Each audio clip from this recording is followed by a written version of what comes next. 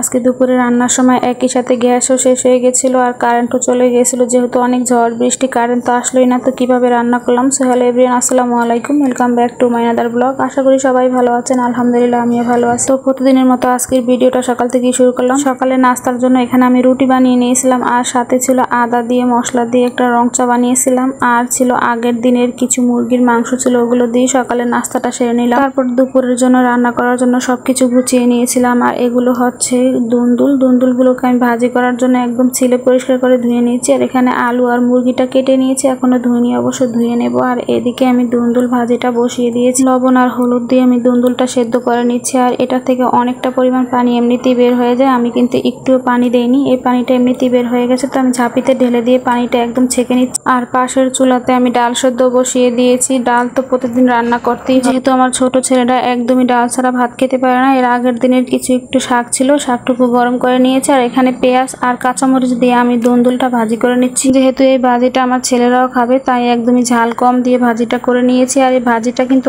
অনেকটা মজা হয়েছিল। অনেকে আবার এই দুন্দুলটা ভাজি ছাড়া রান্না করে খেতে অনেক পছন্দ করে, কিন্তু আমার কাছে একদম ভাজি করে নিলে অনেকটা মজা হয় গরম গরম ভাতের সাথে, তাই আমি ভাজি করে নিলাম। আর এদিকে ভাজি আর ডালটা সেদ্ধ হতে না হতেই গ্যাস শেষ হয়ে গেছে। তো ভাবলাম যে রাইস কুকারে সব রান্না করে নিব, তার জন্য একদম সবকিছু একসাথে মাংসের সাথে মেখে নিচ্ছিলাম সমস্ত মশলা দিয়ে। আর রাইস কুকারে ভাতও বসিয়ে দিয়েছিলাম। ভাতটা ভালো করে উতলাতে না উতলাতেই কারেন্টটা চলে গেল। এখন কি করব, সব দিকই তো বন্ধ হয়ে গেল, কারেন্টও চলে গেল, গ্যাসও শেষ হয়ে গেল। এখন পড়ে গেলাম মহা মুসিবত। আরেকটা গ্যাস দিয়ে নিয়ে আসবো, আমার হাজবেন্ড ছিল অফিসে, একদম বিপদে পড়ে গেছিলাম। তারপর কিছুক্ষণ ভাবার পরে মনে পড়লো নিচে গিয়ে আমি কাকির কাছ থেকে রান্নাটা করে আসি তার মাটির চুলায়। তারপর যেই কথা সেই কাজ, চলে গেলাম কাকির চুলাতে রান্না করার জন্য। মাটির চুলাতে আমি ভাতটা বসিয়ে দিলাম, আর পাশের চুলাতে ডালটা বাগার দিয়ে নিয়েছিলাম, কারণ ডালটা আগেই লবণ হলুদ দিয়ে ভালো করে সেদ্ধ করা ছিল, তো একটু বাগার দিয়ে তারপর এখানে চিকেনটাও বসিয়ে দিলাম। চিকেনটা যেহেতু হাতে মাখিয়ে রেখেছিলাম, গ্যাস শেষ হয়ে গেছে বলে ভাবলাম যে রাইস কুকারে রান্না করে নেব, কিন্তু ভাগ্যে না থাকলে কি বলেন। কিন্তু আজকে রান্না করতে অনেকটা সময় লেগে গিয়েছিল, অনেকক্ষণ কারেন্টের জন্য অপেক্ষা করেছিলাম, তারপর আসলাম কাকির কাছে রান্না করার জন্য। যদিও মাটির চুলায় রান্না করলে অনেক হাঁড়ি পাতিলে কালি হয়, একটু মাজতে কষ্ট হয়, কিন্তু মাটির চুলার খাবারের মতো টেস্ট মনে হয় না আর কিছুতে আছে। কয়েকটা ভাত একটা খুন্তিতে তুলে দেখলাম যে ভাতটা ভালো করে সেদ্ধ হয়েছে কিনা। আর এদিকেতে রান্না হতে আছে মাটির চুলাতে। মাটির চুলার রান্না খেতে কে পছন্দ করেন, আমার কাছে তো ভীষণ ভালো লাগে। আর মাটির চুলায় রান্না করতে আমার কাছে ভীষণ ভালো লাগে, কালি থাকুক আর যাই থাকুক না কেন। কালির ভয় কখনই আমি মাটির চুলায় রান্না করবো না, এটা কখনই বলি না। আমার মনে চায় সবসময় যে মাটির চুলাতে রান্না করি। আর তাছাড়া আমি রান্না করতে অনেক ভালোবাসি, আমার রান্না করতে অনেক